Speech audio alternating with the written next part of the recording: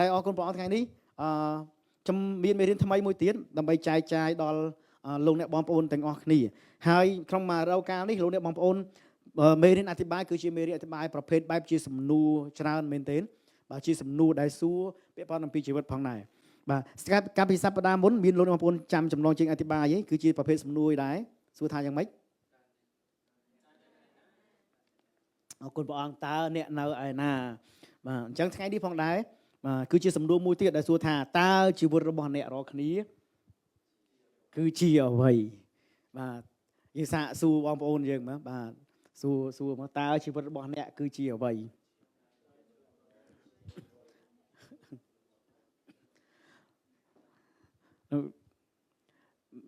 បើសិនជាអាចសាកល្បងឆ្លើយអាចឆ្លើយចេញតើជីវិតរបស់យើងគឺជាអ្វីព្រោះយើងមានជីវិតមែនទេយើងចង់បានជីវិតមែនអត់មែនយើងតែងតែប្រាថ្នាអ្វីៗសម្រាប់ជីវិតរបស់យើងទាំងអស់គ្នាមែនអត់ក៏ប៉ុន្តែសួរថាតើជីវិតនឹងជាអ្វីបានជារាល់ថ្ងៃយើងខំប្រឹងប្រាថ្នាថែរក្សាការពារខំប្រឹងកសាងឲ្យកាន់តែស្រស់បំព្រងតើជីវិតនឹងជាអ្វីយើងខំប្រឹងរកលុយកាក់យើងខំប្រឹងកសាងគេឈ្មោះយើងខំប្រឹងស្ថាបនាអភិរក្សអញ្ចឹងយើងអាចឆ្លើយបានតើជីវិតនឹងជាអ្វីជីវិតរបស់យើងនឹងផ្ទាល់ហ្មងជីវិតជាការតស៊ូគាត់តែជារបៀបក្នុងការដែលធ្វើសម្រាប់ជីវិតមែនអត់ក៏ប៉ុន្តែតើជីវិតរបស់អ្នកគឺជាអ្វីយើងសួរខ្លួនឯងជីវិតរបស់ខ្ញុំជាសារសួរសំណួរតើជីវិតរបស់ខ្ញុំជាអ្វីឆ្លើយចាញ់ទេជាធូលីដីបាទរូបកាយជាធូលីដីបាទមុនពេលយើងអាចនឹងឆ្លើយចេញអាចនឹងយល់កន្លែងនេះបានខ្ញុំចង់ឲ្យលោកអ្នកបងប្អូនបានអានព្រះបន្ទូលព្រះអង្គជាមួយគ្នានៅក្នុងព្រះគម្ពីរយ៉ាកុបចំពុក4យើងអានជាមួយគ្នាព្រះគម្ពីរយ៉ាកុបចំពុក4ខ13ដល់ខ14ចម្លើយសម្រាប់ជីវិតរបស់យើងទាំងអស់គ្នាគ្មានអ្នកណាឆ្លើយត្រូវជាជាងព្រះយេស៊ូវគ្រីស្ទទេមានតែព្រះអង្គទេដែលឆ្លើយត្រូវសម្រាប់ជីវិតទោះបីជាមានគ្រូបង្រៀនច្រើនអំពីជីវិតយ៉ាងណាក៏ដោយក៏គាត់នៅជាការជំរុញទឹកចិត្តជាការលើកទឹកចិត្តដើម្បីយើងតស៊ូនៅក្នុងជីវិតទេប៉ុន្តែអ្នកដែលឆ្លើយយ៉ាងត្រឹមត្រូវយ៉ាងពិតប្រាកដគឺមានតែព្រះយេស៊ូវគ្រីស្ទប៉ុណ្ណោះពីព្រោះព្រះអង្គជាចម្លើយសម្រាប់ជីវិតពីព្រោះជីវិតគ្រប់ទាំងជីវិតទាំងអស់មកពីណាមកពីព្រះអង្គនោះឯងអូខេយើងអានជាមួយគ្នានៅក្នុងព្រះគម្ពីរយ៉ាកុបចំពុក4ខ13ដល់ខ14អូខេ2 3ឥឡូវនេះអ្នកដែលពោលថាថ្ងៃនេះឬថ្ងៃស្អែកយើងនឹងធ្វើដំណើរទៅក្រុងណាមួយហើយស្នាក់នៅក្រុងនោះ1ឆ្នាំដើម្បីរកស៊ីឲ្យបានចំណេញខ14តែអ្នករាល់គ្នានឹងមានអ្វីកើតឡើងនៅថ្ងៃស្អែកទេតើជីវិតរបស់អ្នករាល់គ្នាជាអ្វីត្បិតអ្នករាល់គ្នាជាចំហាយទឹកដែលឃើញតែមួយផ្លេតរួចក៏រសាត់បាត់ទៅលោកមើលឃើញសំណួរកន្លែងនេះតើជីវិតរបស់អ្នករាល់គ្នាគឺជាអ្វីឃើញសំណួរកន្លែងហ្នឹងលោកខ្ញុំប្រាប់ថាជីវិតជាចំហាយទឹកមែនទេទាំងអស់គ្នាជាចំហាយទឹកប្រហែលអ្នកស្គាល់ចំហាយទឹកថាជាអ្វីមានអ្នកអត់ស្គាល់ចំហាយទឹកទេ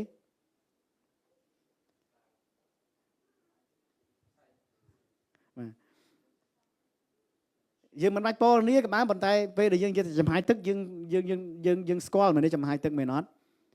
មែនទេស្គាល់ចំហាយទឹកប៉ុន្តែពេលយើងដាំទឹកពេលយើងពីជាពិសេសពេលយើងដាំទឹកឡើងឃើញអីផុសចេញចំហាយទឹកចេញមកមែនទេហើយបន្ទាប់មកមិនវិញក៏បាត់ទៅវិញមែនអត់បាទប៉ុន្តែយើងដែរឃើញទឹកសន្សើមទេបាទទឹកសន្សើមណាបាទអញ្ចឹងព្រះបន្ទូលព្រះអង្គកន្លែងនេះចំហាយទឹកគឺសំដៅទៅលើទឹកសន្សើមហ្នឹងឯងទាំងអស់គ្នាទឹកសន្សើមដែរឃើញទឹកសន្សើមនាពេលថ្ងៃត្រង់ឯងពីព្រោះទឹកសន្សើមមានតែចាប់ពីពេលយប់ត្រជាក់មកទៀបភ្លឺមករហូតដល់ពេលព្រឹកហើយទៅពេលថ្ងៃរះមកក៏លែងមានតទៅទៀតមែនអត់បាទហ្នឹងគឺជាចំហាយទឹកឬក៏ទឹកសន្សើមហ្នឹងឯងប៉ុន្តែព្រះបន្ទូលព្រះអង្គប្រាប់យើងថាម៉េចជីវិតជាអ្វីជីវិតជាចំហាយទឹកជីវិតជាទឹកសន្សើមបានន័យថាម៉េចវិញយើងឃើញពាក្យថាម៉េចត្បិតដែលឃើញតែមួយផ្លេតរួចក៏រសាត់បាត់ទៅឃើញតែមួយផ្លេតហើយរសាត់បាត់ទៅពាក្យរសាត់បាត់ទៅកន្លែងហ្នឹងព្រះបន្ទូលព្រះអង្គចង់សំដៅទៅលើជីវិតរបស់យើងដែលអី រស័តបាត់ទៅសំដៅទៅលើការស្លាប់នឹងឯងអញ្ចឹងបានន័យថាជីវិតទាំងអស់គ្នាអាចនឹងគិតថាយើងអាចរស់នៅជីវិតវែងយូរវែងអីជាដើមមិនទាំងអស់គ្នាក៏ប៉ុន្តែទោះបីជាយើងគិតថាវែងប៉ុណ្ណាក៏ដោយអស់ហើយ70 80 90មែនទេបាទជាពិសេសសម្រាប់បងប្អូនជនជាតិខ្មែរយើងគេហៅ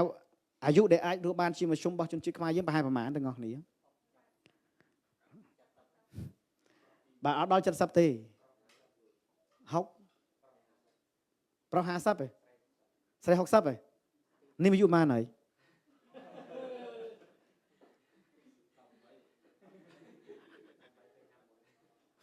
លើសពាក់កណ្ដាលណាយើងបើសិនជា50ម៉ែត្រមែនអត់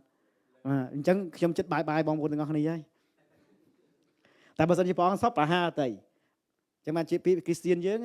បើសិនជាព្រះអង្គសពប្រហារតីនោះខ្ញុំនឹងរស់នៅហើយថែមទៀតហើយនឹងខ្ញុំនឹងធ្វើការថែមទៀតពីព្រោះជីវិតរស់សัตว์បាត់ទៅជីវិតចុងបញ្ចប់នៃជីវិតគឺជាសេចក្តីស្លាប់ដែលយើងមិនដឹងតើកើតនៅពេលណាទេក៏ប៉ុន្តែមិនវិញបើសិនយើងជាគ្រីស្ទក្នុងនាមជាគ្រីស្ទៀនយើងគួរតែរៀននិយាយថាបើសិនជាព្រះអង្គសពហាតីណាឲ្យខ្ញុំរស់នៅបានយូរឬក៏ព្រះអង្គសពហាតីឲ្យខ្ញុំធ្វើការណាមួយអញ្ចឹងណាយើងគួរតែប្រើពាក្យនឹងមុនពីព្រោះអីពីព្រោះថាយើងខ្លួនឯងមិនមែនជាម្ចាស់នៃជីវិតនោះទេពីព្រោះនៅពេលដែលសំណួរសួរកន្លែងនេះទាំងអស់គ្នាសួរពីតើជីវិតរបស់អ្នកជាអ្វីណាយើងឆ្លើយអត់ចាញ់ពីព្រោះអីគេពីព្រោះមានតែអ្នកបង្កើតយើងមកតែប៉ុណ្ណោះដែលអាចឆ្លើយចាញ់ថាជីវិតរបស់យើងគឺជាអ្វីដល់ពេលដែលយើងឆ្លើយអត់ចាញ់ពីព្រោះយើងច្រឡំមករហូតគេប្រាប់យើងមកខុសរហូតបានជាយើងចេះតែមានពាក្យថាជីវិតជាការតស៊ូជីវិតគឺជានេះជីវិតគឺជានោះហើយមានអីទៀតដល់ពេលជីវិតយើងពិបាកខ្លាំងពេកនិយាយថាជីវិតដូចជាដុំលាមកដល់ពេលជីវិតជោគជ័យនិយាយថាជីវិតគឺជាសុភមង្គលអញ្ចឹងវាអាស្រ័យទៅលើជីវិតរបស់យើងម្នាក់ដែលយើងមានបទពិសោធន៍អ្វីយើងមើលឃើញខ្លួនឯងយ៉ាងណាយើងទៅអញ្ចឹងឯងអ្នកដែលមានសុភមង្គលមើលឃើញជីវិតគាត់ឃើញថាជីវិតដូចជាការរីកស្រស់បំព្រងតែអ្នកដែលគាត់អត់មានសុភមង្គលគាត់មើលទៅជីវិតគាត់អត់ថាអញ្ចឹងទេគាត់អត់ឲ្យតម្លៃទៅលើជីវិតតែម្ដងអញ្ចឹងការឲ្យតម្លៃនឹងរបស់មនុស្សយើងគឺអត់ដូចគ្នាទេវាអាស្រ័យទៅលើបទពិសោធន៍នៃជីវិតរបស់គាត់អញ្ចឹងណាហើយជាលោកអ្នកបងប្អូនធ្លាប់ឮអ្នកផ្សេងគេឲ្យនិយមន័យអំពីជីវិតដែលអាក្រក់ជាងហ្នឹងក៏មានដែរតែព្រោះតែបទពិសោធន៍នៃជីវិតរបស់គាត់ជួបតែរឿងមិនល្អខ្លាំងពេកចេះបានជាមានពាក្យដែលយើងតែងតែអាសានិយាយលេងជីវិតឆាចោលពីព្រោះអីពីព្រោះគាត់មើលឲ្យឃើញតម្លៃអ្វីនៅក្នុងជីវិតរបស់គាត់ថាមានអីសោះក៏ប៉ុន្តែមានតែព្រះជាម្ចាស់ប៉ុណ្ណោះដែលព្រះអង្គដឹងពីព្រោះព្រះអង្គជាម្ចាស់នៃជីវិតនោះផងដែរបានជាយើងហៅពាក្យថាព្រះជាម្ចាស់ដែលព្រោះតែព្រះអង្គជាម្ចាស់នៃអ្វីទាំងអស់បូករួមទាំងជីវិតរបស់យើងដូចគ្នាផងដែរដោយហេតុនេះបានជានៅក្នុងខ13ដែលយើងបានអានមុនហ្នឹងបានប្រាប់ថាម៉េចយើងមើលខ13បានថាឥឡូវនេះអ្នកដែលពោលថាថ្ងៃនេះឬថ្ងៃស្អែកយើងនឹងធ្វើដំណើរទៅក្រុងណាមួយហើយស្នាក់នៅក្រុងនោះ1ឆ្នាំដើម្បីអីគេរកស៊ីឲ្យបានចំណេញពេលយើងស្ដាប់ប្រយោគនេះមើលទៅយើងថាដូចជាអត់មានអីតោះខុសផងមែនអត់ទាំងអស់គ្នាមែនវាជាផែនការមែនអត់វាជាផែនការមួយសំខាន់ថាជាផែនការវាជាផែនការមួយដែលយើងរៀបថាថ្ងៃនេះឬថ្ងៃស្អែកយើងនឹងចេញទៅទីក្រុងណាមួយហើយទៅស្នាក់នៅទីនោះរស់នៅទីនោះរយៈពេល1ឆ្នាំហើយនឹងធ្វើអាជីវកម្មផ្សេងជាដើមវាជាផែនការក៏ប៉ុន្តែពេលវិញទាំងអស់គ្នាស្អាតតែយើងរៀបអស់ហើយយប់ហ្នឹងយើងរៀបអស់ហើយណាហើយថាអូគេស្អែកក្រោកស្រួលគេស្អែកក្រោកដើម្បីទៅធ្វើតាមផែនការដែលបានរៀបចំហ្នឹងដល់ពេលយើងគេងលើទៅព្រឹកឡើងយើងអត់ក្រោកមកវិញសោះយើងដឹងមុនទេយើងអត់អាចដឹងមុនបានទេពីព្រោះថ្ងៃស្អែកថ្ងៃនេះក៏ដោយថ្ងៃស្អែកក៏ដោយយើងអត់អាចដឹងមុនបានទេនៅការទាំងអស់នោះពីព្រោះអីគេជីវិតដែលយើងកំពុងតែរស់នៅមិនយើងជាម្ចាស់នៃជីវិតរបស់យើងខ្លួនឯងទេប៉ុន្តែគឺព្រះអង្គជាម្ចាស់នៃជីវិតរបស់យើងបើកាលណាយើងព្យាយាមគ្រប់គ្រងជីវិតរបស់យើងជាម្ចាស់គ្រប់គ្រងយើងគ្រប់គ្រងខ្លួនឯងយើងជាម្ចាស់ជីវិតរបស់យើងខ្លួនឯងណានោះយើងនឹងជួបរឿងខកចិត្តច្រើនយើងនឹងជួបរឿងដែលជួបរឿងខកចិត្តជួបរឿងផ្សេងនៅក្នុងជីវិតនឹងច្រើនមែនទែនដែលព្រោះតែយើងខ្លួនឯងជាម្ចាស់ជីវិតហ្នឹងឯងពីព្រោះយើងអត់ដឹងថាវានឹងមានអ្វីកើតឡើងនៅពេលខាងមុខពីព្រោះជីវិតរបស់យើងមិនដែរទាំងអស់គ្នា ជីវិតរបស់យើងប្រៀបដូចជាអីមិញគឺជាចំហាយទឹកលោកនេះបងប្អូនអាចនឹងសន្យាអ្នកណាម្នាក់ថាបងនឹងស្រឡាញ់អូនស្មោះអស់មួយពេញជីវិតរបស់យើងនឹងបងនឹងស្រឡាញ់អូនរហូតដល់ដង្ហើមចុងក្រោយឬក៏យើងនឹងស្រឡាញ់គ្នាដល់ចាស់យើងនឹងចាស់ជាមួយនឹងគ្នាជាដើមទៅសាប់តែក្រោយសន្យាហើយមិនវិញដង្ហើមចុងក្រោយរបស់យើងវាមិនមែនដល់ពេលចាស់ដង្ហើមចុងក្រោយរបស់យើងមិនវិញ1 ម៉ោងក្រោយអញ្ចឹងយើងនឹងខកចិត្តហើយអ្នកដែលគាត់ទទួលកៅអីសន្យារបស់យើងគាត់ក៏ខកចិត្តខ្លាំងដូចគ្នាដែរបានជាយើងជាគ្រីស្ទាន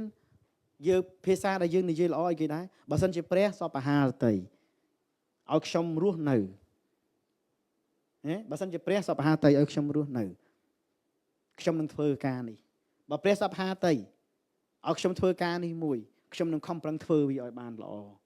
បើសិនជាព្រះសពហារតីឲ្យយើងអាចរស់នៅស្រឡាញ់គ្នាដល់ចាស់កោងខ្នងបងឬក៏អូនបងនឹងស្រឡាញ់អូនថែមើលថែអូនរហូតដល់ថ្ងៃនោះដែលព្រះអង្គយាងមកវិញឬរហូតដល់ដង្ហើមចុងក្រោយយើងប្រើភាសានេះជាភាសាល្អមែនទែនពីព្រោះអីជាសញ្ញាបង្ហាញថាព្រះអង្គគឺជាម្ចាស់នៃជីវិតរបស់យើងដូចគ្នាផងដែរហើយមើលនៅក្នុងខ13ទាំងអស់គ្នាលោកអ្នកបងខ13ខប្រាប់យើងនិយាយអំពីគេផែនការលោកអ្នកបងប្អូននិយាយពីផែនការមែនអត់ទាំងអស់គ្នាយើងម្នាក់សុទ្ធតែអាចរៀបចំផែនការយើងអាចរៀបចំផែនការជីវិតរបស់យើងវាជារឿងល្អបើយើងរស់នៅដោយមានផែនការសម្រាប់ជីវិតរបស់យើងផែនការរៀនផែនការរស់នៅផែនការអាជីវកម្មផែនការទំនាក់ទំនងផែនការអភិវឌ្ឍខ្លួនឯងយើងអាចរៀបផែនការសម្រាប់ជីវិតរបស់យើងក៏ប៉ុន្តែសម្រាប់យើងជាគ្រីស្ទានយើងត្រូវដឹងដូចគ្នាផងដែរថាម្ចាស់នៃផែនការគឺជាព្រះជាម្ចាស់យើងអាចនឹងគិតយើងអាចនឹងរៀបផែនការយ៉ាងម៉េចក៏បានដែរក៏ប៉ុន្តែអ្នកដែលធ្វើឲ្យសម្រេចគឺជាព្រះជាម្ចាស់ដូច្នេះហើយយើងត្រូវទទួលស្គាល់ថាព្រះអង្គគឺជាម្ចាស់នៃផែនការយើងជាអ្នកដែលរៀបចំជាអ្នកដែលគិតគូរប៉ុន្តែអ្នកដែលធ្វើឲ្យសម្រេចគឺជាព្រះដូច្នេះព្រះអង្គគឺជាម្ចាស់នៃផែនការបានជាយើងហៅថាព្រះអង្គគឺជាព្រះជាម្ចាស់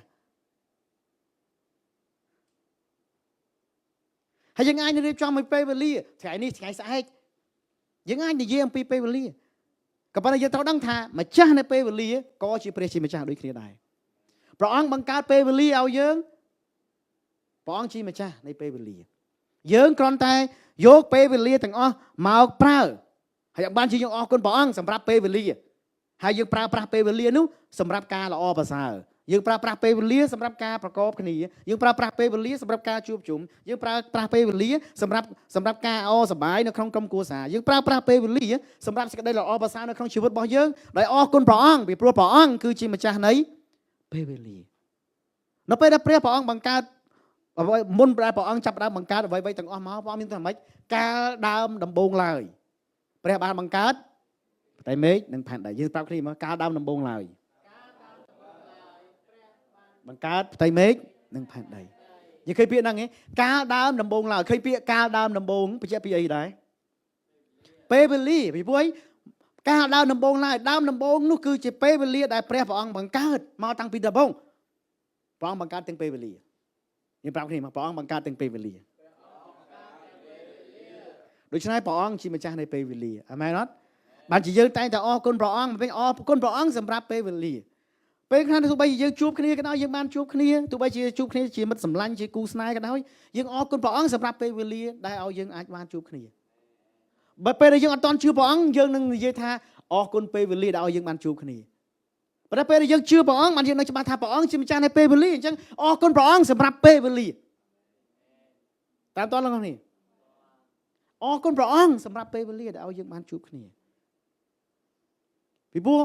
អ្នកដែលអត់ស្គាល់ម្ចាស់នៃពេលវេលានឹងអរគុណពេលវេលាអ្នកដែលអត់ស្គាល់ម្ចាស់នៃធម្មជាតិនឹងអរគុណត្រឹមធម្មជាតិអ្នកដែលអត់ស្គាល់អ្នកដែលបង្កើតនឹងអរគុណផលិតផលដែលគេបង្កើតយើងស្គាល់ម្ចាស់គឺជាព្រះជាម្ចាស់ព្រះអង្គជាម្ចាស់នៃពេលវេលាព្រះអង្គជាម្ចាស់នៃផែនការបានជាយើងអាចអរគុណព្រះអង្គហើយធ្វើកិច្ចការទាំងអស់ដោយពឹងអាងថាម៉េចបើព្រះអង្គសពហារតីសូមឲ្យផែនការបានសម្រេចបើព្រះអង្គសពហារតីសូមឲ្យខ្ញុំមានឱកាសមានពេលដើម្បីធ្វើកិច្ចការណាមួយនោះគឺជារបៀបដែលយើងរស់នៅបានយ៉ាងត្រឹមត្រូវនៅក្នុងជីវិតយើងអ្នកជឿដល់ព្រះអង្គដូចគ្នាផងដែរអាមែនអត់យើងប្រាប់គ្នាទៅវិញមកថាព្រះអង្គជាព្រះជាព្រះអង្គជាម្ចាស់នៃពេលវេលា ព្រះអង្គជាម្ចាស់នៃផែនការ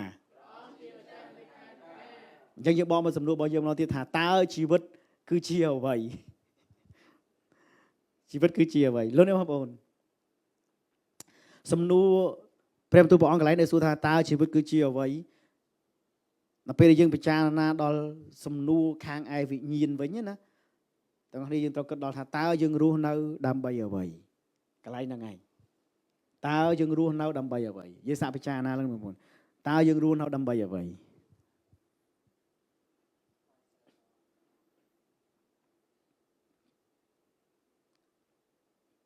ដល់ពេលដែលយើងមិនទាន់ស្គាល់ព្រះអង្គយើងប្រកាសជាមានមូលហេតុច្រើន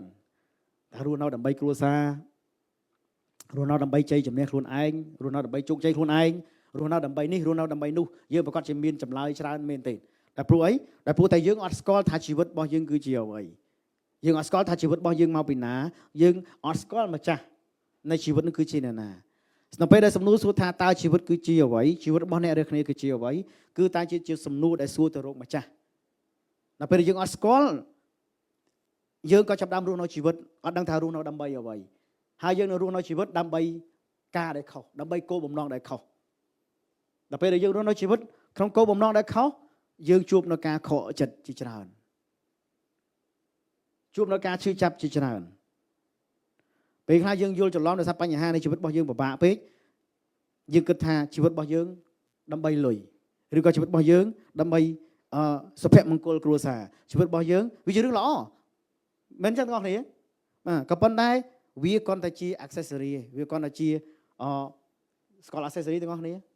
បាទគ្រាន់តែជាគ្រឿងតុបតែងលម្អមកខាងបន្ទាប់បន្សំមកទេកន្លែងហ្នឹង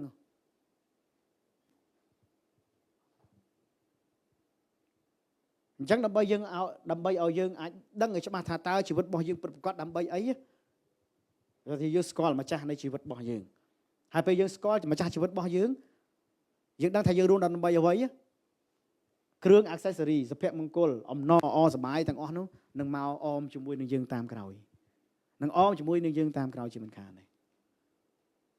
មិនមែនព្រះអង្គមិនចង់ឲ្យយើងមានសុភមង្គលមិនមែនព្រះអង្គមិនចង់ឲ្យយើងមានក្តីស្រឡាញ់មិនមែនព្រះអង្គមិនចង់ឲ្យយើងជួយគ្រួសារមិនមែនព្រះអង្គមិនចង់ឲ្យយើងធ្វើនៅកិច្ចការជោគជ័យអាជីវកម្មនៅក្នុងជីវិតនេះលើផែនដីនោះទេក៏ប៉ុន្តែព្រះអង្គចង់ប្រទានណាក៏ប៉ុន្តែព្រះអង្គចង់ឲ្យយើងស្គាល់ប្រភពដើមនៃជីវិតស្គាល់ថាយើងទាំងអស់គ្នាមកពីណាហើយស្គាល់ដឹងថាយើងទាំងអស់គ្នារស់នៅដើម្បីអ្វីហើយការទាំងអស់នឹងមកតាមក្រោយដូច្នេះបានជានៅក្នុងព្រះបន្ទូលព្រះអង្គនៅក្នុងព្រះគម្ពីរម៉ាថាយចំពោះ6ខ33ថាម៉េចចូលស្វែងរកនគរស្ថានសួគ៌និងសេចក្តីសុចរិតរបស់ព្រះអង្គជាមុននោះគ្រប់របស់ទាំងអស់នឹងមកតាមក្រោយអាមែនអញ្ចឹងតើជីវិតរស់នៅដើម្បីអ្វីជីវិតយើងរស់នៅដើម្បីអ្វីយើងមកពីណាជីវិតរបស់យើងដើម្បីនគរឋានសួគ៌បានជាយើងត្រូវស្វែងរកនគរឋានសួគ៌ជាមុនជីវិតរបស់យើងដើម្បីរស់នៅជីវិតដែលសុចរិតដែលអត់មានបាបបានជាយើងត្រូវការស្វែងរកសេចក្តីសុចរិតព្រះអង្គជាមុនពេលដែលយើងរកឃើញហើយសុភមង្គលអំណរអសប្បាយ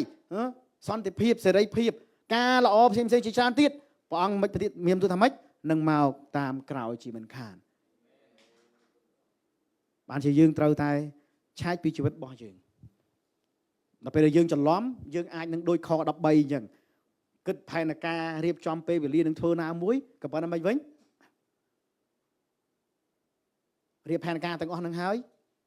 ភ្លេចខ្លួនឯងភ្លេចនៅក្នុងខ14ថាម៉េចជីវិតគឺអីគឺជាចំហាយទឹកជីវិតគឺជាទឹកសន្សើមដែលមានតែមួយផ្លេតឲ្យបាត់ទៅវិញហើយនឹងធ្វើយើងខកចិត្តជាមិនខានដែរបើអញ្ចឹងដដែលលោកអ្នកបងប្អូនបើអញ្ចឹងដដែលជីវិតរបស់យើងពិចារណាជីវិតរបស់យើងមានព្រះអង្គជាម្ចាស់ជីវិតរបស់យើងត្រូវតែទៅឲ្យព្រះអង្គជីវិតរបស់យើងត្រូវតែទៅឲ្យនគរឋានសួគ៌ពីព្រោះអីយើងមកពីណាមកពីនគរឋានសួគ៌ដូច្នេះយើងត្រូវទៅកន្លែងណាដែលជាប្រភពរបស់យើងវិញលោកត្រីព្រះអង្គបង្កើតមកដើម្បីដាក់ក្នុងទឹកអញ្ចឹងត្រីទៅទ្រុសនៅកន្លែងណានៅក្នុងទឹកបើសិនជាយើងយកត្រីទៅដាក់នៅលើគោកប្រកាសជាស្លាប់ជាមិនខានទេជីវិតរបស់យើងក្នុងព្រះអង្គបង្កើតមកដើម្បីដាក់នៅនគរឋានសួគ៌តែបើសិនជាយើងរស់នៅក្រៅនគរឋានសួគ៌ជីវិតរបស់យើងក៏មិនខុសពីត្រីដែលនៅលើគោកដែរប៉ុន្តែដើម្បីឲ្យយើងអាចស្វែងរកការនេះបានសេចក្តីពិតនៃជីវិតរបស់យើងនេះបានយើងត្រូវដោះស្រាយបញ្ហា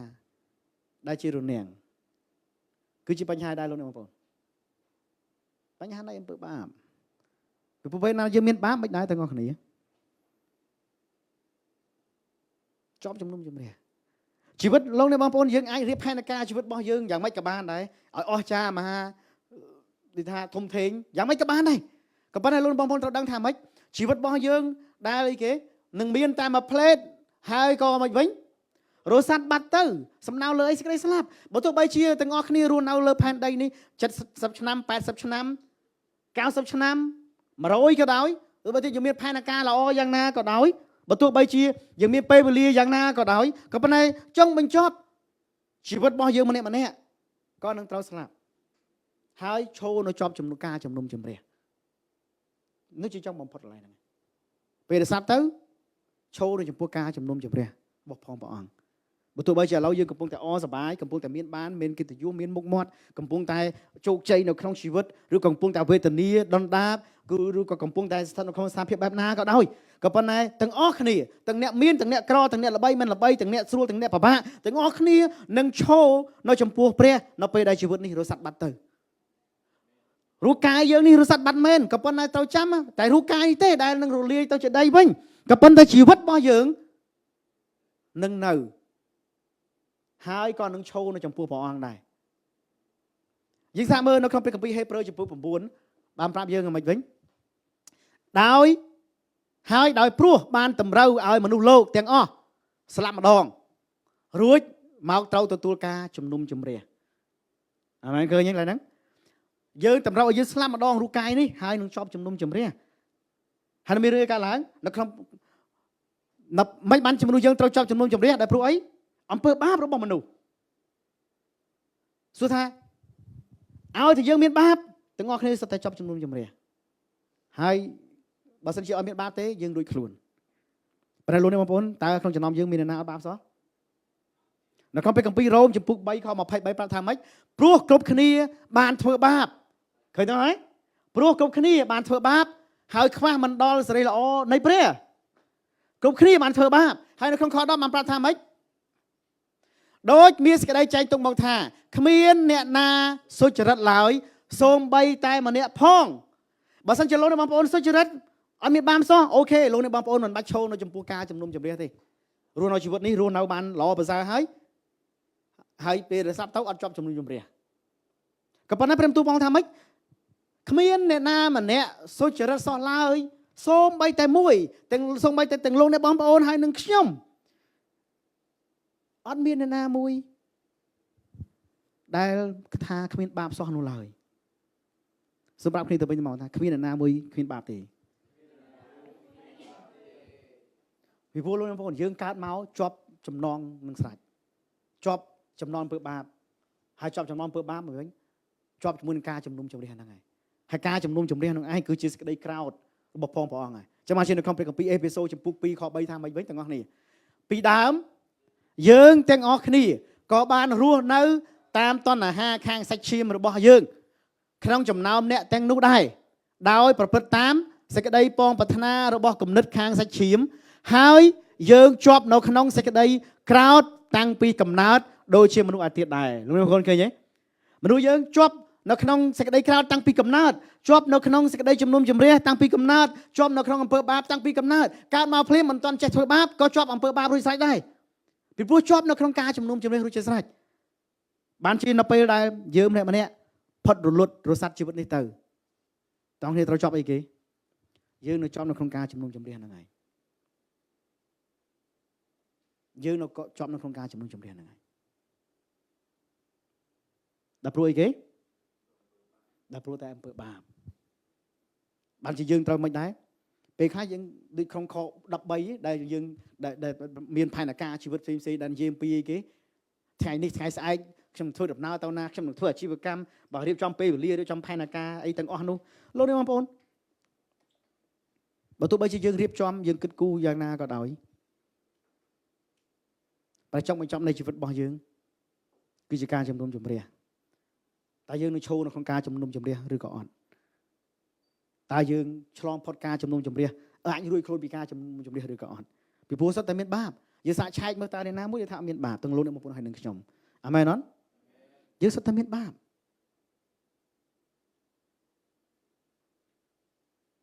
ប៉ុន្តែមិនវិញ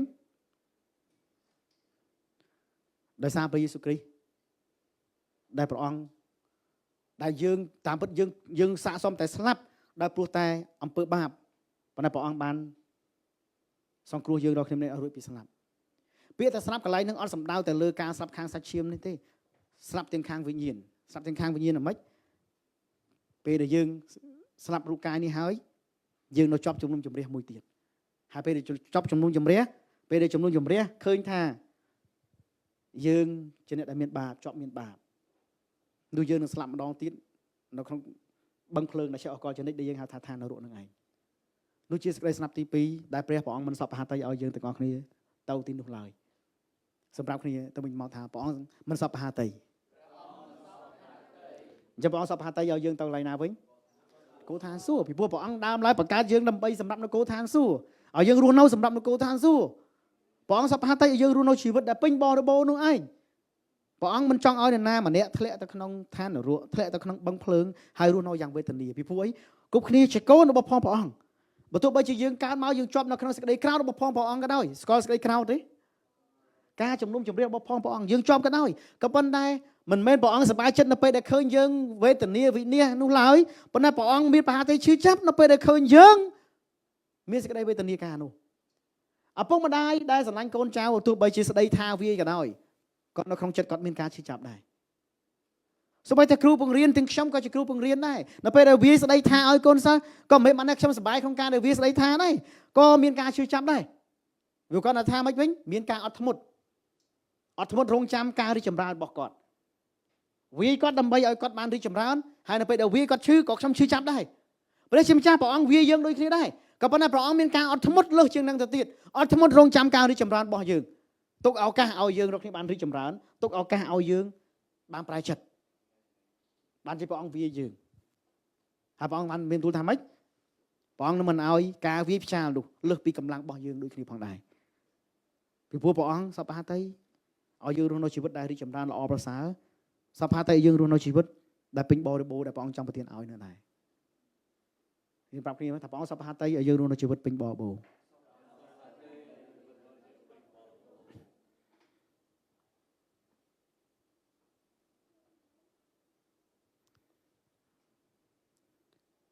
នៅពេលដែលយើងច្រឡំអំពីគោលដៅនៃជីវិតរបស់យើងតែយើងរស់នៅដើម្បីអ្វីណាបងប្អូនគ្នានៅពេលដែលយើងច្រឡំតើអ្នកណាជាម្ចាស់នៃជីវិតរបស់យើងងាយនឹងដេកដួលទៅតាម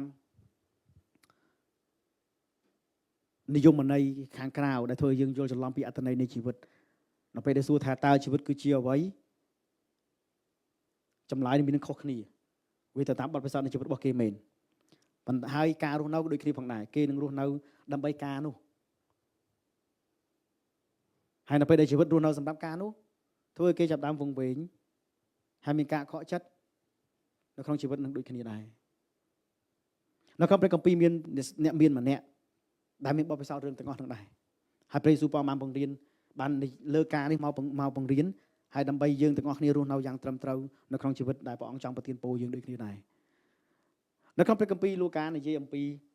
អ្នកមានម្នាក់ដែលគាត់រកស៊ីបានគាត់ធ្វើបានពីផលដំណាំរបស់គាត់ហើយគាត់ប្រមូលមករកកន្លែងដាក់គ្មានអញ្ចឹងរកកន្លែងដាក់គ្មានដល់ពេលគាត់បានប្រមូលទាំងអស់នោះហើយមកគាត់ចាប់ផ្ដើម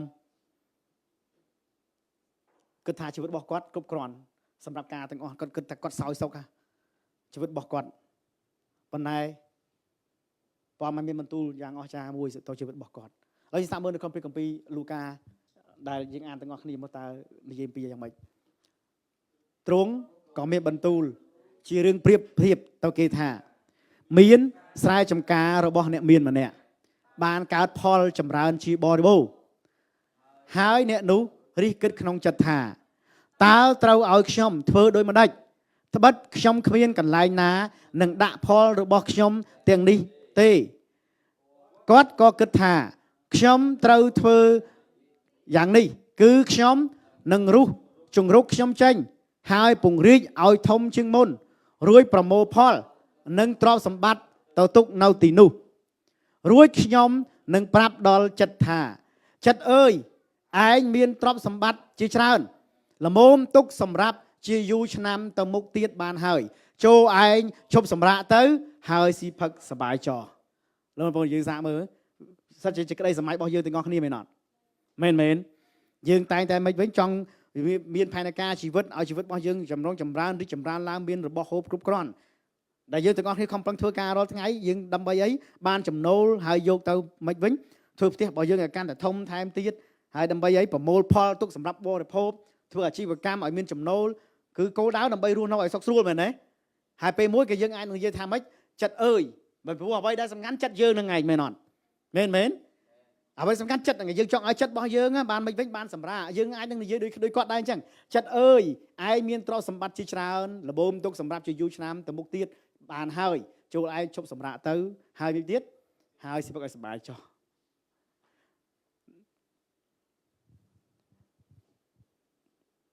ពេលយើងអាពាក្យថាចិត្តអើយទាំងអស់គ្នា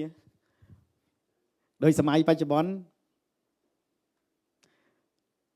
ដល់ពេលដែលមនុស្សយើងធ្វើការហត់នឿយឬដល់ពេលមនុស្សយើងមានលុយមានកាក់អី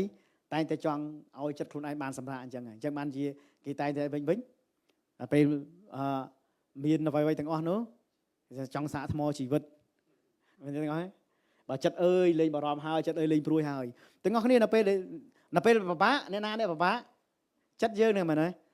ដល់ពេលសុបាយស្រួលណាគេហ្នឹងចិត្តយើងដូចគ្នាអ្វីសំខាន់គឺចិត្តយើងហ្នឹងឯងចិត្តយើងនោះគឺអ្នកណាគេគឺយើងខ្លួនឯងនោះហើយអញ្ចឹងអ្នកមានកន្លែងដូចគ្នាគាត់មានប្រមូលផលបានទាំងអស់ហ្នឹងគាត់គ្រៀបផែនការរៀបចំទុកដាក់ទាំងអស់ហ្នឹងណារៀបចំទុកដាក់របស់របរទាំងអស់ហ្នឹងទ្រព្យសម្បត្តិទាំងអស់ហ្នឹងហើយគាត់គិតថាគាត់បានគិតថាសម្រាប់ចោះស៊ីផឹកសប្បាយចោះក្នុងឲ្យស្រួលចោះហើយជាអាចនឹងដូចយើងដូចគ្នាដែរហើយយើងគិតថាយើងខំប្រឹងរកលុយឲ្យបានហើយដល់ពេលបានលុយហើយឥឡូវយើងនៅនេះយើងមានលុយយន់ជីកយ៉ងគឹមផងណាយ៉ងគឹមណាគូមានយ៉ងគឹមផងយើងមានទេជីគឹមផងហើយទៅយើងមានប្រាក់ខែរបស់យើងផងអញ្ចឹងយើងចប់អាណត្តិរបស់យើង5ឆ្នាំត្រឡប់ទៅវិញអាលុយ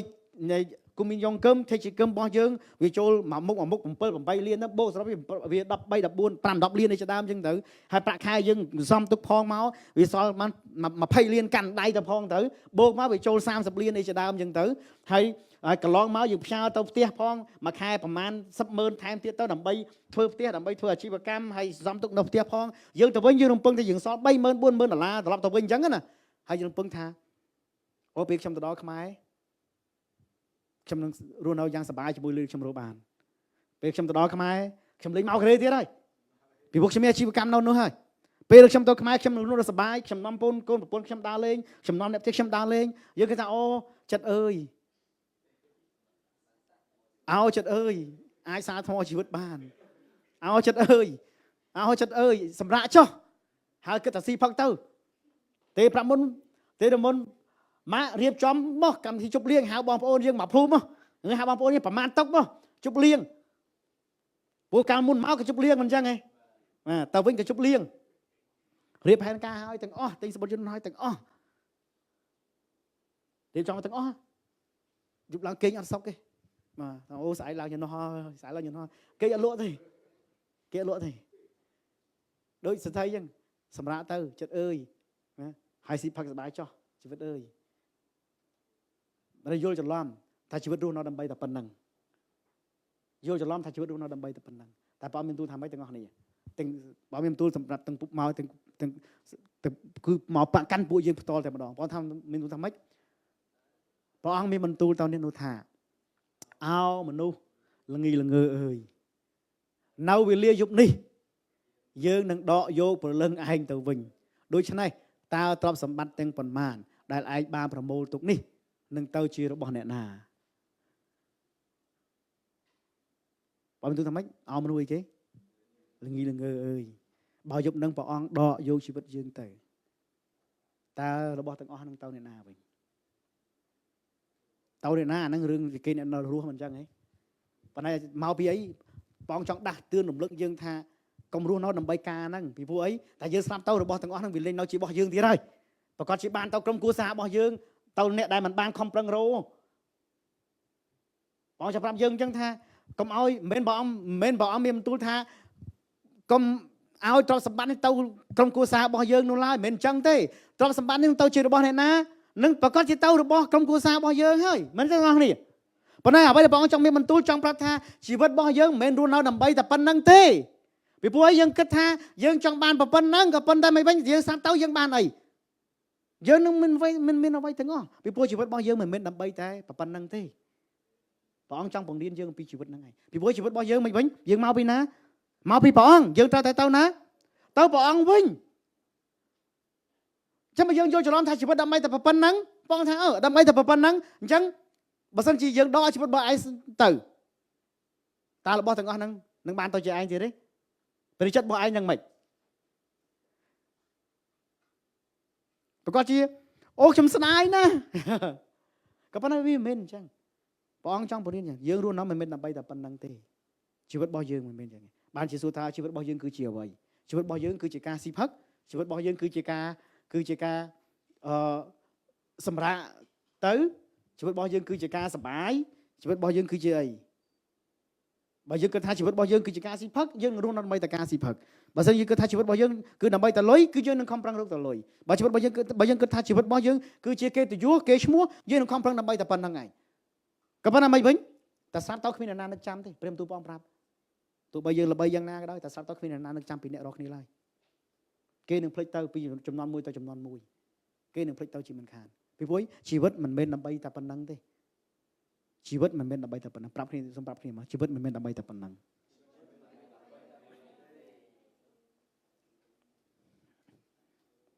ចឹងហើយបានជាដូច្នេះហើយនៅក្នុងនេះបានជាព្រះបន្ទូលព្រះអង្គបង្រៀនយើងរាល់គ្នាម្នាក់លោកអ្នកបងប្អូនយើងខំរកលុយយើងខំដើម្បីគ្រួសាររបស់យើងវាជារឿងដែលល្អបំផុតហើយអាមែនអត់ហើយក្រុមគ្រួសាររបស់យើងក៏គាត់បានទទួលពរព្រះអង្គដោយសារយើងរាល់គ្នាផងដែរយើងខំប្រឹងអត់ធ្មត់ខំប្រឹងសន្សំចាយខំប្រឹងសន្សំលុយខំប្រឹងរៀបចំផែនការសិតបែបយ៉ាងធ្វើយ៉ាងណាដើម្បីឲ្យយើងអាចរស់នៅមានសុភមង្គលជាមួយពួកគាត់វាជារឿងដែលព្រះអង្គសប្តាហ៍តីចង់ឲ្យយើងមានយ៉ាងពិតប្រាកដប៉ុន្តែមិនវិញមុនដែលទទួលការទាំងអស់នោះព្រះអង្គចង់ឲ្យយើងអីគេដឹងអំពីថាតើជីវិតរបស់យើងដើម្បីអ្វីព្រះអង្គចង់ឲ្យយើងស្វែងរកឲ្យឃើញនៅនគរឋានសួគ៌ហើយនៅសេចក្តីសុចរិតរបស់ព្រះអង្គជាមុនព្រះអង្គចង់យើងដោះស្រាយបញ្ហានៃអំពើបាបព្រះអង្គចង់យើងដោះស្រាយបញ្ហានៃជីវិតខាងក្នុងរបស់យើងនឹងមុនសិនមនុស្សខាងក្នុងនៃយើងមុនសិនហើយរបស់ទាំងអស់នឹងមកតាមក្រោយសុភមង្គលថវិហិរញ្ញវត្ថុទំនាក់ទំនង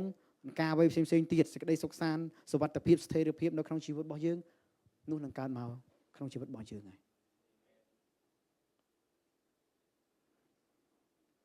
នេះជាព្រះបន្ទូលព្រះអង្គចង់បង្រៀនដល់យើងពីព្រោះអីទាំងអស់គ្នាលោកបងប្អូននៅពេលដែលយើងដាក់ក្តីសង្ឃឹមរបស់យើងដាក់ក្តីសង្ឃឹមរបស់យើងនៅលើរបស់ទាំងទ្រព្យទាំងអស់នោះយើងនឹងអស់សង្ឃឹមជាមិនខានយើងនឹងខកចិត្តជាមិនខានពីព្រោះយើងច្រឡំម្ចាស់ទីមួយយើងច្រឡំថាយើងខ្លួនឯងជាម្ចាស់ជីវិតទីពីរយើងច្រឡំរបស់ទាំងអស់នោះជាម្ចាស់ជីវិតរបស់យើងបានជាយើ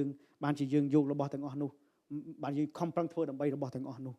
ពេលខ្លះយើងយកមនុស្សធ្វើជាម្ចាស់ជីវិតជាពិសេសអ្នកដែលមានគូស្នេហ៍យើងស្រឡាញ់គ្នាដំបូងនេះសិតតែបងអូនជាម្ចាស់ជីវិតអីជាដើមហើយយើងច្រឡំកន្លែងហ្នឹងឯងបើទោះបីជាយើងស្រឡាញ់គ្នាមិនមែនក៏ដោយយើងគាត់តែមានប្រៀបធៀបថាគាត់ប្រៀបដូចជាម្ចាស់ជីវិតរបស់យើងក៏ដោយប៉ុន្តែឲ្យតែហ៊ានយកគាត់ធ្វើជាម្ចាស់ជីវិតមែនប្រកាសជាបែកបាក់ប្រកាសជាមានបញ្ហាទៅជាមិនខានទេហើយខកចិត្តជាមិនខានទេពីព្រោះនៅក្នុងទំនាក់ទំនងនោះព្រះអង្គក៏ត្រូវតែជាម្ចាស់នៃទំនាក់ទំនងនោះដែរជារឿងដែលស្នូលសំខាន់បំផុតសម្រាប់យើងរាល់គ្នានៅក្នុងគ្រប់ការទាំងអស់ព្រះអង្គត្រូវតែជាម្ចាស់អញ្ចឹងយើងនឹងមិនអស់សង្ឃឹមនោះឡើយពីព្រោះអីម្ចាស់នៃជីវិតគឺជាអ្នកណាគេព្រះជាម្ចាស់អញ្ចឹងបើកាលណាយើងមានព្រះអង្គជាម្ចាស់នៃជីវិតនោះយើងក៏មានសង្ឃឹមនៅក្នុងជីវិតដែរតែនៅពេលដែលយើងអត់មានព្រះអង្គជាម្ចាស់នៃជីវិតយើងក៏មានសង្ឃឹមដែរយើងនឹងរស់នៅពោពេញដោយការអស់សង្ឃឹមដូច្នេះមកជាមានមនុស្សសម្លាប់ខ្លួនដែលព្រោះតែអស់សង្ឃឹមបរាជ័យហើយសម្លាប់ខ្លួនដែលព្រោះតែអស់សង្ឃឹមតែបើសិនជាយើងមានព្រះជាម្ចាស់ព្រះអង្គជាម្ចាស់នៃជីវិតរបស់យើងនោះយើងនឹងមានសង្ឃឹមពីព្រោះអីក្តីសង្ឃឹមរបស់យើងដាក់ទៅលើព្រះជាម្ចាស់លោកនេះបងប្អូនមិនមែនយើងណាតែគឺជាព្រះអង្គ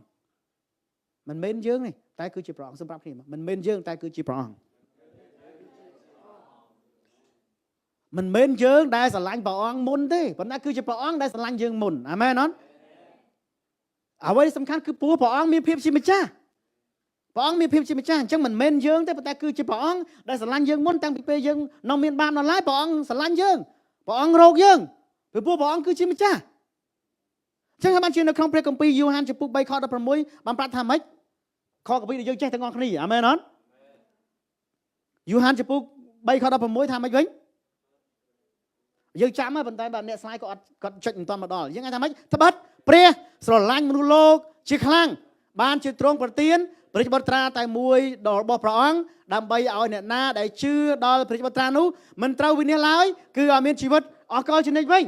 កន្លែងនេះជាមួយត្បិតព្រះស្រឡាញ់មនុស្សលោកជាខ្លាំងមិនត្បិតមនុស្សលោកស្រឡាញ់ព្រះជាខ្លាំងទេត្បិតព្រះស្រឡាញ់មនុស្សលោកជាខ្លាំង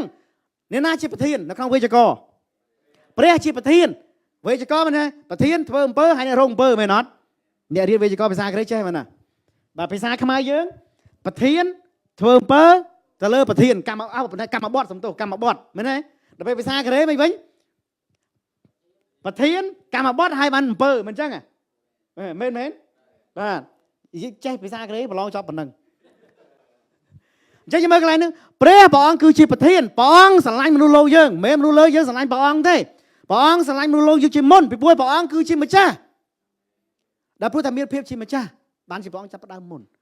ព្រះអង្គជាម្ចាស់នៃពេលវេលាព្រះអង្គបង្កើតពេលវេលាព្រះអង្គជាម្ចាស់នៃផែនការព្រះអង្គរៀបផែនការព្រះអង្គជាម្ចាស់នៃជីវិតព្រះអង្គបង្កើតជីវិតដល់ពេលយើងយកព្រះអង្គធ្វើជាម្ចាស់យើងមានក្តីសង្ឃឹមទោះបីជាជីវិតរបស់យើងស្ថិតនៅក្នុងស្ថានភាពបែបណាក៏ដោយលោកបងប្អូននឹងមានសេចក្តីសង្ឃឹមជានិច្ចពីព្រោះបើក្រៅពីព្រះអង្គគ្មានផ្លូវណាទៀតទេលោកបងប្អូនក្រៅពីព្រះអង្គគ្មានផ្លូវណាពីព្រោះព្រះអង្គគឺជាម្ចាស់បើយើងចង់រកឃើញផ្លូវបន្ទាប់ឲ្យយើងទៅរកព្រះអង្គតែនៅពេលដែលយើងអត់ទៅរកព្រះអង្គយើងរកអត់ឃើញផ្លូវសម្រាប់ជីវិតរបស់យើងរកអត់ឃើញយើងនឹងធ្វើរឿងច្រឡំយើងនឹងរស់នៅដើម្បីអ្វីផ្សេងដែលក្រៅពីសេចក្តីពិតសម្រាប់ជីវិតរបស់យើងពីព្រោះអីយើងអត់ដឹងថាព្រះអង្គជាម្ចាស់យើងច្រឡំថាយើងជាម្ចាស់ហើយយើងច្រឡំថាយើងជាម្ចាស់យើងខកចិត្តហើយជីវិតរបស់យើងទាំងអស់គ្នាជាជីវិតដែលជាប់មានបាបដល់ពេលជីវិតដែលជាប់មានបាបយើងអត់ដោះស្រាយបញ្ហាអំពើបាបហើយយើងព្យាយាមធ្វើអ្វីផ្សេងហើយយកអ្វីផ្សេងធ្វើជាម្ចាស់ទៅធ្វើយើងនៅតែជាប់គាំងដដែលចង់គ្នាតើមានអ្វីដែលអាចលុបបាបមនុស្សយើងបានគ្មានទេដោយសារតែគ្មានបានមនុស្សខំប្រឹងបរៀនគ្នាឲ្យធ្វើតែល្អហើយដល់ពេលអត់មានដំណោះស្រាយបានថាខ្ជិលអានេះក៏ធ្វើនោះក៏ធ្វើបាបទាំងអស់តែគ្នាបាបទាំងអស់គ្នាមិនអីទេកុំឲ្យតែបាបតែខ្ញុំម្នាក់ឯងពីព្រោះអត់មានដំណោះស្រាយអត់តន់មានអ្នកណាម្នាក់ដែលហ៊ាននិយាយអំពីបញ្ហាអំពើបាបទេបានជាអ្នកគ្នាខំតែប្រឹងបរៀនគ្នាដើម្បីធ្វើល្អទៅកុំឲ្យធ្វើបាបអប់រំចិត្តទៅដើម្បីកុំឲ្យប្រព្រឹត្តអំពើបាបពីព្រោះអត់មានដំណោះស្រាយអញ្ចឹងយើងមនុស្សយើងគិតថាម៉េចបំណាច់តែគ្មានដំណោះស្រាយទៅហើយយ៉ាងហើយយើងកុំបង្កើនថែមទៅបានហើយបានជានាំគ្នាបង្កើតទ្រឹស្ដីបង្រៀនសិលធម៌ផ្សេងអប់រំចិត្តផ្សេងដើម្បីកុំឲ្យប្រព្រឹត្តបាបហ្នឹងឯងវាគាត់ថាថយក៏ប៉ុន្តែមិនវិញ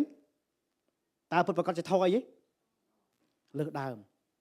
វាអត់មានដំណោះស្រាយចាំបានព្រះបន្ទូលព្រះអង្គប្រាប់យើងនៅក្នុងព្រះគម្ពីរហេព្រើរចំពោះ9ខ22បានប្រាប់យើងពីការទាំងអស់នេះថាម៉េចវិញតាមពិតក្រោមកិត្តវិន័យសឹងតែគ្រប់របស់ទាំងអស់បានស្អាតដោយសារឈាមហើយបើគ្មានការខ្ចាយឈាមទេនោះក៏គ្មានការអត់ទោសឲ្យរួចពីបាបដែរអត់មានសាសនាណាបង្រៀនពីរបៀបដែរដោះស្រាយបញ្ហាអំពើបាបទេឲ្យរួចពីបាបទេពីព្រោះចម្លើយដោះស្រាយបញ្ហាអំពើបាបគឺមានតែឈាមរបស់អ្នកដែលសុចរិតឈាមអ្នកដែលគ្មានបាបទើបអាចឲ្យយើងរួចពីបាបបានតែមានឈាមអ្នកណាដែលសុចរិតទេអត់មានអ្នកណាសោះដែលសុចរិតសូម្បីតែម្នាក់ព្រះបន្ទូលព្រះអង្គប្រាប់អញ្ចឹងមែនទេគឺមានតែព្រះយេស៊ូវគ្រីស្ទប៉ុណ្ណោះតែឈាមព្រះអង្គជាឈាមដែលគ្មានបាបដែលអាចនឹងមិនវិញដោះស្រាយបញ្ហាអំពើបាបរបស់យើងបានទាំងអស់គ្នាពេលដែលទាំងអស់គ្នាត្រូវការឈាមយើងវះកាត់ត្រូវការឈាមគេប្រកាសរោឈាមមែនអត់ត្រូវការឈាមដើម្បីវះកាត់មែនអត់ហើយពេលយើងឈាមរបស់យើងឈាមដែលអត់ស្អាតនិយាយថាខ្ញុំចង់បរិច្ចាគឈាមចង់បរិច្ចាគឈាមតែពេលផលិតមើលទៅឈាមយើងវាឈាមមានរោគតើគេយកទៅដាក់អីអត់សោះមនុស្សទាំងអស់សុទ្ធតែមានបាបដើម្បីដោះស្រាយបញ្ហាអំពើបាបគេខាងឯសាច់ឈាមក៏និយាយពីឈាមខាងឯវិញ្ញាណក៏និយាយពីឈាមដែរអញ្ចឹងបើយើងសុទ្ធតែមានបាបពីព្រោះអីជីវិតមានបាបជីវិតរបស់យើងនៅក្នុងឈាមមានជីវិតនៅក្នុងឈាមមានជីវិតតែការអស់ឈាមគឺអស់ជីវិតហើយទាំងខាងវិទ្យាសាស្ត្រក៏ត្រូវព្រះបន្ទូលព្រះអង្គក៏ត្រូវអញ្ចឹងយើងត្រូវដើម្បីយើងអាចរួចពីបាបបានយើងត្រូវការឈាមដែលសុចរិត តើក្នុងចំណោមមនុស្សយើងមានអ្នកណាដែលមានឈាមសុចរិតដែរឬទេអត់មានសោះបានមានតែឈាមបំផងព្រះយេស៊ូវគ្រីស្ទនោះឯងបើមានឈាមផ្សេងសុចរិតបានអត់អីដែលតែអត់មានបានជាកន្លងមកមិនវិញឈាមមនុស្សសិតតែមានបាបអញ្ចឹងមានយកឈាមសត្វមកទៅពីព្រោះអីជាឈាមដែលស្អាតដែលសុចរិតជាងយកឈាមសត្វទៅដើម្បីថ្វាយជាតិដង្វាយលុះបាបរបស់មនុស្សលោកយើងហ្នឹងប៉ុន្តែមិនវិញមួយឆ្នាំម្ដងហើយមនុស្សប្រព្រឹត្តរហូតបើជាផែនការព្រះអង្គមិនវិញរៀបចំដើម្បីជាដង្វាយតែម្ដងជាសម្រេចតែម្ដងជាសម្រេចដើម្បីឲ្យអស់ទាំងអស់អ្នកណាក៏ដោយនៅកន្លែងណាក៏ដោយនៅពេលវេលាណាក៏ដោយទទួលជឿព្រះអង្គទទួលការប្រោះលោះនោះតែម្ដងបានស្អាតគឺឈាមព្រះយេស៊ូវនោះហើយបានជាយើងបានក្នុងខគម្ពីរថានេះវិញគ្មានបើសិនជាគ្មានការខ្ចាយឈាមទេនោះក៏គ្មានការអត់ទោសឲ្យរីកពីបាបដែរជីវិតរបស់យើងកន្លែងជាប់កន្លែងហ្នឹងឯងមុននឹងយើងចង់ដោះស្រាយបញ្ហាសុភមង្គលបញ្ហាការអសប្បាយស្ថិរភាពសន្តិភាពសេរីភាពនៅក្នុងជីវិតហ្នឹងហិរញ្ញវត្ថុនៅក្នុងជីវិតហ្នឹងដោះស្រាយបញ្ហាអំពើបាបហ្នឹងមុនពីព្រោះជាបញ្ហាមនុស្សខាងក្នុងរបស់យើងរាល់គ្នាជាបញ្ហាមនុស្សខាងក្នុងនោះហើយពេលយើងដោះស្រាយបញ្ហាអំពើបាបនោះហើយសេចក្តីផ្សេងៗទៀតនឹងមកតាមក្រោយពីព្រោះយើងស្វែងរកសេចក្តីសុចរិតឃើញអញ្ចឹងគ្រប់របស់ទាំងអស់មិនវិញព្រះអង្គនឹងប្រទានពរឲ្យតាមក្រោយសម្រាប់គ្នាមករបស់ទាំងអស់ព្រះអង្គប្រទានពរតាមក្រោយអញ្ចឹងធ្វើយើងឃើញថាគ្មានផ្លូវណាផ្សេងទៀតឡើយលោកអ្នកបងប្អូនគ្មានផ្លូវណាផ្សេងទៀតក្រៅពីព្រះអង្គពីព្រោះយើងស្វែងរកមកកន្លងហើយអត់មានប៉ុន្តែគ្មានផ្លូវណាផ្សេងទៀតដែលក្រៅពីព្រះអង្គបានជានៅក្នុងព្រះគម្ពីរយូហានចំពុ14 ខ 6ថាម៉េចវិញព្រះយេស៊ូវបានមានទូលថាម៉េចខ្ញុំជាផ្លូវជាសេចក្តីពិតហើយនឹងជាជីវិតបើមិនមកតាមខ្ញុំនោះគ្មានអ្នកណាទៅឯព្រះវរបិតាបានឡើយលោកអ្នកបងប្អូនមកឃើញពាក្យហ្នឹងឯងព្រះយេស៊ូវមានទូលថាម៉េចខ្ញុំជាផ្លូវជាសេចក្តីពិតនិងជាជីវិតបើមិនមកតាមព្រះអង្គគ្មានអ្នកណាទៅឯព្រះវរបិតាបានឡើយសំណួរសួរម្ដងទៀតតើជីវិតគឺជាអ្វីឬតើយើងរស់នៅដើម្បីអ្វីទៅឯព្រះវរបិតាហ្នឹងឯងលោកបងប្អូនជីវិតរបស់យើងមិនមែនដើម្បីលុយជីវិតរបស់យើងមិនមែនដើម្បីអ្វីៗនៅលើផែនដីជីវិតរបស់យើងគឺដើម្បីទៅឯព្រះវរបិតាវិញយើងស្គាល់កន្លែងហ្នឹងបានយើងអត់វង្វេងប៉ុន្តែពេលយើងអត់ស្គាល់យើងចេះតែវង្វេងយើងអត់ដឹងថាទៅផ្លូវណាយើងដើរនៅក្នុងផ្លូវជាច្រើនដែលធ្វើយើងខកចិត្តជាច្រើនហើយយើងស្វែងរកសេចក្តីពិតជាច្រើនប៉ុន្តែយើងរកទៅទីបំផុតនៃសេចក្តីពិតទាំងអស់នោះសិតតែរឿងដែលអត់ប្រយោជន៍ទៅទេហើយយើងច្រឡំអំពីអត្ថន័យនៃជីវិតហ្នឹងហើយយើងតែងតែគិតថាជីវិតជានេះជីវិតជានោះប៉ុន្តែទៅទីបំផុតធ្វើឲ្យយើងខកចិត្តនឹងទៅវិញជាច្រើនពីព្រោះអីជីវិតរបស់យើងមកពីអ្នកណាគេមកពីព្រះជាម្ចាស់ដែលជាព្រះវរបិតាហើយយើងត្រូវទៅឯណាវិញទៅឯព្រះវិញរូបកាយយើងដែលព្រះអង្គសូនមកពីដីនឹងត្រឡប់ទៅជាដីវិញណាប៉ុន្តែជីវិតរបស់យើងដែលមកពីព្រះនោះនឹងទៅឯព្រះវិញទៅឯព្រះវរបិតាវិញប៉ុន្តែវិញតើធ្វើយ៉ាងណាដើម្បីយើងអាចទៅឯព្រះអង្គវិញបានគឺមានតែតាមរយៈព្រះយេស៊ូវគ្រីស្ទនេះហើយពីព្រោះព្រះអង្គគឺជាផ្លូវយ៉ាងពិតប្រាកដព្រះអង្គគឺជាសេចក្តីពិតដែលនឹងមិនធ្វើឲ្យយើងខកចិត្តយ៉ាងពិតប្រាកដហើយព្រះអង្គគឺជាជីវិតនោះឯងព្រះអង្គគឺជាជីវិតនោះឯងអញ្ចឹងយើងអាចនិយាយមកវិញថាជីវិតរបស់យើងគឺជាអ្វីគឺជាព្រះយេស៊ូវគ្រីស្ទនៅក្នុងយើងគឺជាព្រះយេស៊ូវគ្រីស្ទក្នុងពីព្រោះកាលណាមានព្រះអង្គនៅក្នុងយើងនោះយើងនឹងមានអីដែរនោះយើងនឹងមានជីវិតពីព្រោះព្រះអង្គគឺជាជីវិតនោះតែបើកាលយើងអត់មានព្រះអង្គទេយើងនឹងមិនមានជីវិតនោះឡើយហើយយើងនឹងរស់នៅជាមួយនឹងអ្វីផ្សេង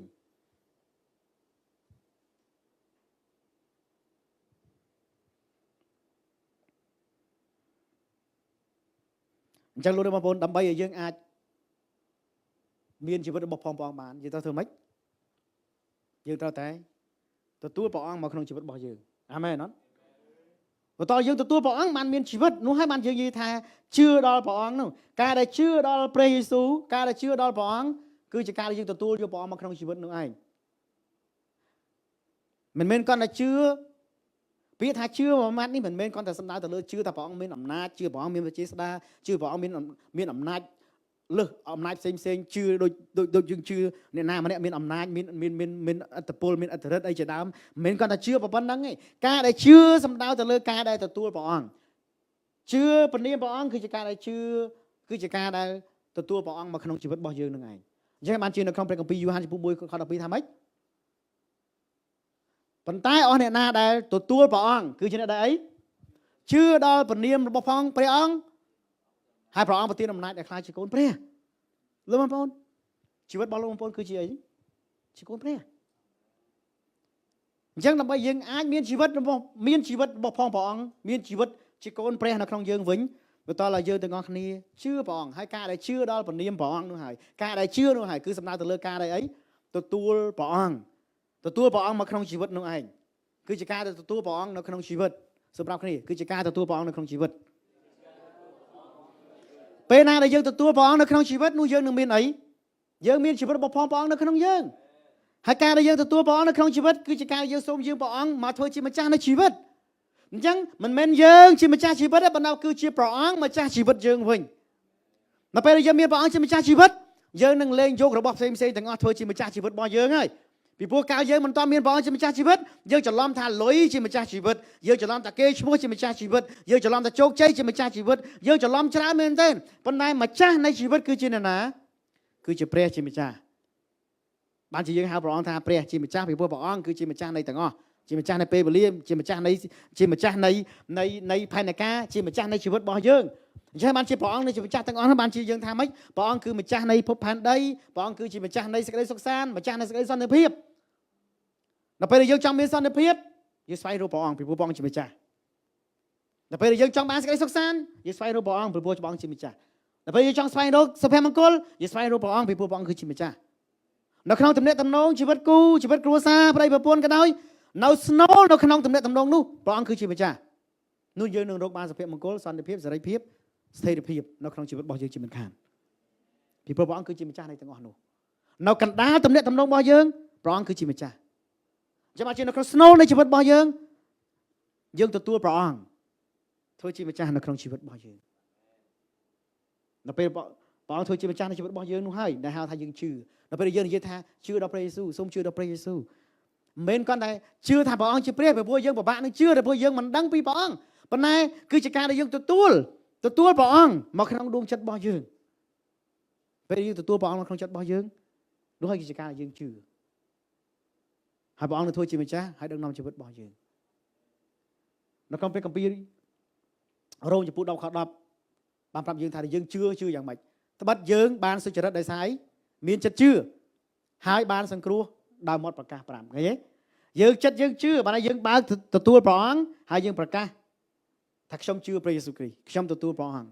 នោះយើងបានសង្គ្រោះនឹងឯងជាបានជាម្សិលមិញបងប្អូនយើង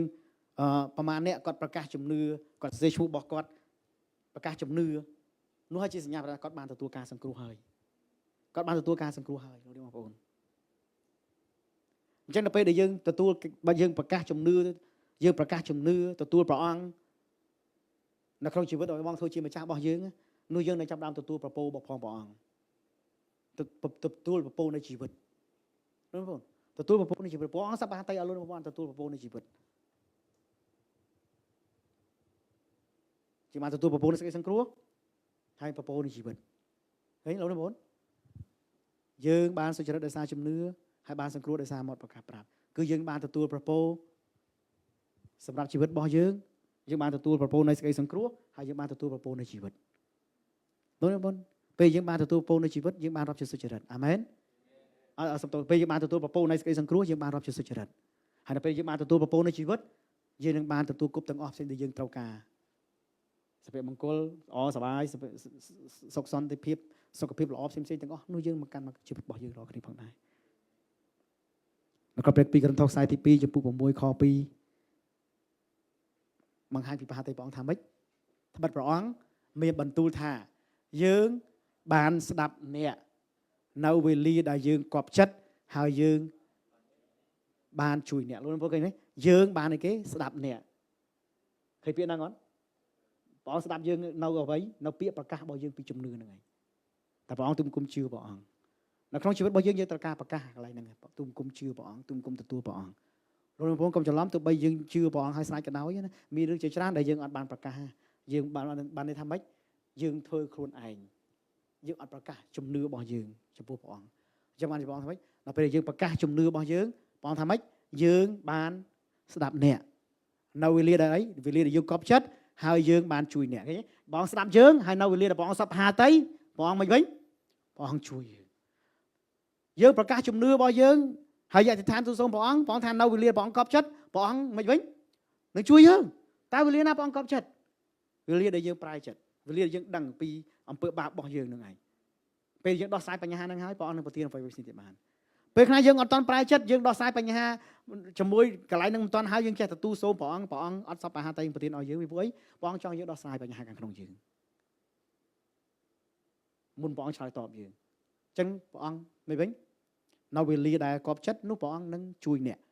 នៅថ្ងៃដែលយើងសង្គ្រោះណាមើលវេលាដែលគប់បហាតីព្រះគឺឥឡូវនេះលោកមើលពេលណាឥឡូវនេះហើយមើលថ្ងៃនៃសេចក្តីសង្គ្រោះពេលណាឥឡូវនេះលោកអ្នកបងប្អូនសេចក្តីប្រពោនៃសេចក្តីសង្គ្រោះប្រពោនៃជីវិតលោកអ្នកបងប្អូនមើលព្រះអង្គចង់ឲ្យគ្រប់គ្នាបានសង្គ្រោះនៅពេលណាឥឡូវនេះព្រះអង្គចង់ប្រទានពរឲ្យយើងនៅប្រពោនៃជីវិតនៅពេលណាឥឡូវនេះអត់មានចាំពេលណាទៀតពីព្រោះព្រះអង្គព្រះយេស៊ូវបានធ្វើសម្រេចរួចទៅហើយនៅលើឈើឆ្កាងកិច្ចការដែលព្រះអង្គធ្វើនៅលើឈើឆ្កាងគឺសម្រេចរួចទៅហើយអញ្ចឹងអត់មានរងចាំនៅពេលណាទាំងអស់ព្រះអង្គចង់ប្រទានពរនៃជីវិតប្រពោនៃសេចក្តីសង្គ្រោះនោះឥឡូវនេះព្រះអង្គចង់ប្រទានពរនៃជីវិតឥឡូវនេះ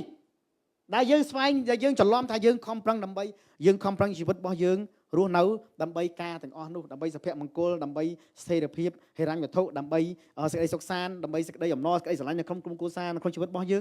ងចង់បាននោះគឺជាប្រពោសម្រាប់ជីវិតហើយព្រះអង្គចង់ប្រទានប្រពោសម្រាប់ជីវិតនោះឥឡូវនេះក៏ប៉ុន្តែតើធ្វើអីទាំងអស់គ្នាយើងបានស្ដាប់ហើយនៅវេលាដែលយើងកប់ចិត្តនោះយើងនឹងជួយអ្នកវេលាដែលព្រះអង្គកប់ចិត្តគឺវេលាណានៅពេលដែលយើងមិនវិញទទួលការសង្គ្រោះនឹងហើយប្រកាសជំនឿរបស់យើងនោះហើយ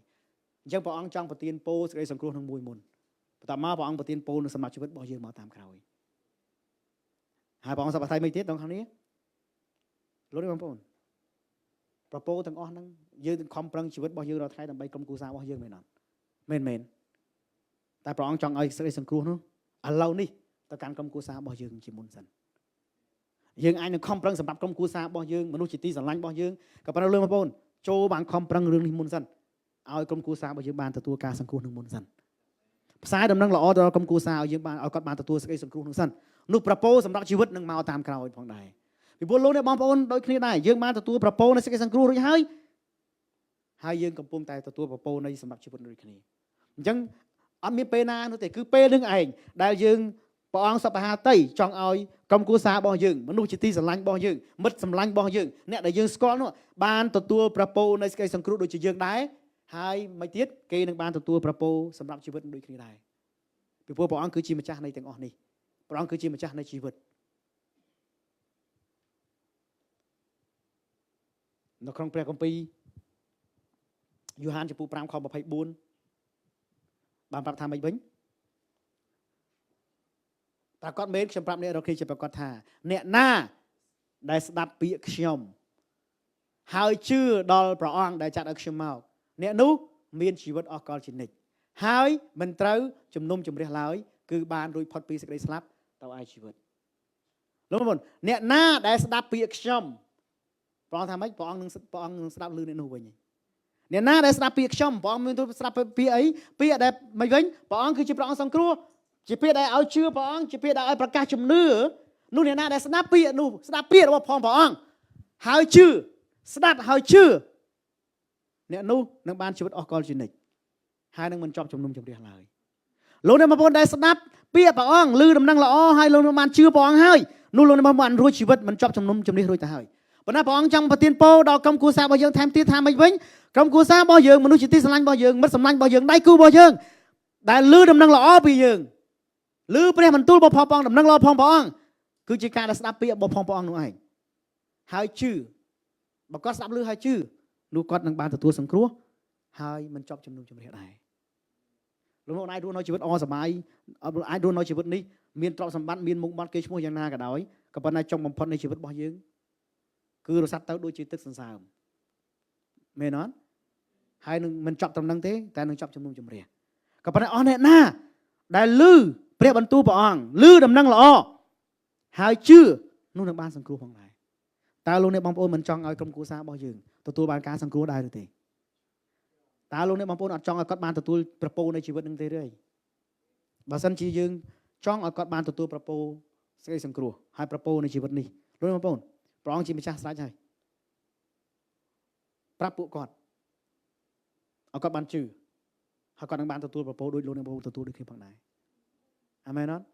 សូមព្រះជាម្ចាស់ប្រទានពរដល់លោកអ្នកបងប្អូនទាំងអស់គ្នាជាអ្នកដែលនាំដំណឹងល្អ